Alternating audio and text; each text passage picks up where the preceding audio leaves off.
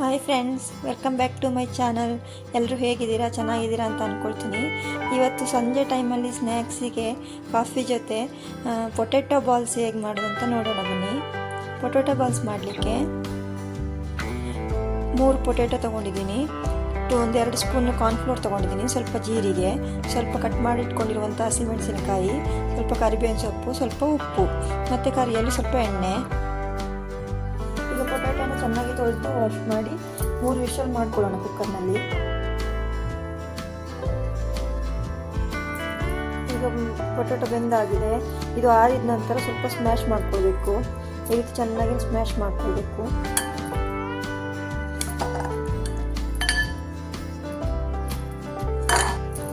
ಈಗ ಸ್ಮ್ಯಾಶ್ ಮಾಡಿ ಆಗಿದೆ. ಇದಕ್ಕೆ ನಾವು ಕಟ್ ಮಾಡಿ ಇಟ್ಕೊಂಡಿರುವಂಥ ಹಸಿಮೆಣಸಿನಕಾಯಿ, ಸ್ವಲ್ಪ ಕರಿಬೇವಿನ ಸೊಪ್ಪು, ಸ್ವಲ್ಪ ಜೀರಿಗೆ ಮತ್ತು ರುಚಿಗೆ ತಕ್ಕಷ್ಟು ಸ್ವಲ್ಪ ಉಪ್ಪು ಮತ್ತು ಇದ್ರ ಜೊತೆ ಸ್ವಲ್ಪ ಕಾರ್ನ್ಫ್ಲೋರ್ ಹಾಕ್ಕೊಳ್ಬೇಕು. ತುಂಬ ಹಾಕ್ಕೊಳ್ಳೋಕೆ ಹೋಗಬಾರ್ದು, 2 ಸ್ಪೂನ್ ಅಷ್ಟು ಸಾಕಾಗುತ್ತೆ.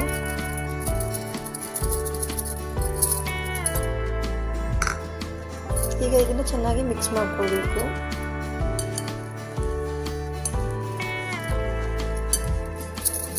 ಚೆನ್ನಾಗಿ ಮಿಕ್ಸ್ ಮಾಡ್ಕೊಳ್ಬೇಕು ಇದನ್ನು. ಈಗ ಇದು ಮಿಕ್ಸ್ ಮಾಡ್ಕೊಂಡಾಗಿದೆ. ಈಗ ಇದನ್ನು ಈ ರೀತಿ ಚಿಕ್ಕದಾಗಿ ಉಂಡೆಗಳನ್ನ ಮಾಡ್ಕೊಳ್ಬೇಕು. ಈ ರೀತಿ ಮಾಡಿದ್ರೆ ಮಕ್ಕಳಿಗೆ ತುಂಬ ಇಷ್ಟ ಆಗ್ತದೆ. ಫ್ರೆಂಡ್ಸ್ ಅಂದರೆ ಸಹ ಈ ಥರ ಮಾಡಿಕೊಟ್ರೆ ತುಂಬ ಇಷ್ಟಪಟ್ಟು ತಿಂತಾರೆ ಮಕ್ಕಳು. ಇಷ್ಟು ಚಿಕ್ಕ ಉಂಡೆ ಮಾಡಬೇಕು.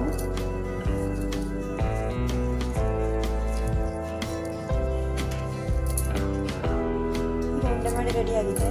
ಈಗ ಎಣ್ಣೆಯಲ್ಲಿ ಕಾಯ್ಲಿಕ್ಕೆ ಹಾಕ್ಕೊಂಡಿದ್ದೀನಿ. ಸ್ಟೌವಲ್ಲಿ ಎಣ್ಣೆ ಇಟ್ಕೊಂಡಿದ್ದೀನಿ. ಎಣ್ಣೆ ಕಾದ ನಂತರ ಇದನ್ನ ಒಂದೊಂದೇ ಹಾಕೋಣ.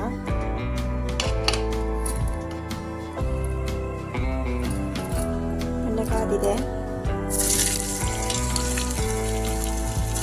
ಲೋ ಫ್ಲೇಮಲ್ಲಿ ಇಟ್ಕೊಂಡು ಹಾಕ್ಕೊಳ್ಳಿ. ನಂತರ ಹೈ ಮಾಡ್ಕೊಳ್ಬೋದು.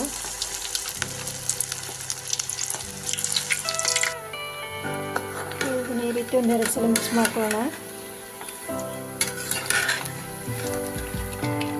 ನೋಡಿ ಎಷ್ಟು ಚೆನ್ನಾಗಿ ಬರ್ತಾ ಇದೆ ಅಂತ.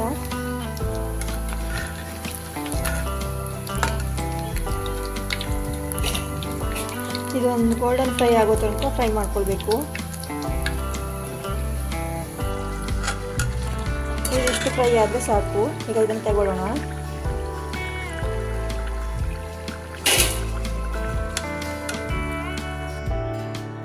ಈಗ ಗರಿಗರಿಯಾದ ಪೊಟೆಟೊ ಬಾಲ್ಸ್ ರೆಡಿಯಾಗಿದೆ. ಈ ರೆಸಿಪಿ ನಿಮಗೆ ಇಷ್ಟ ಆಗಿದ್ರೆ ದಯವಿಟ್ಟು ಸಬ್ಸ್ಕ್ರೈಬ್ ಮಾಡಿ, ಲೈಕ್ ಮಾಡಿ, ಶೇರ್ ಮಾಡಿ. Thank you for watching.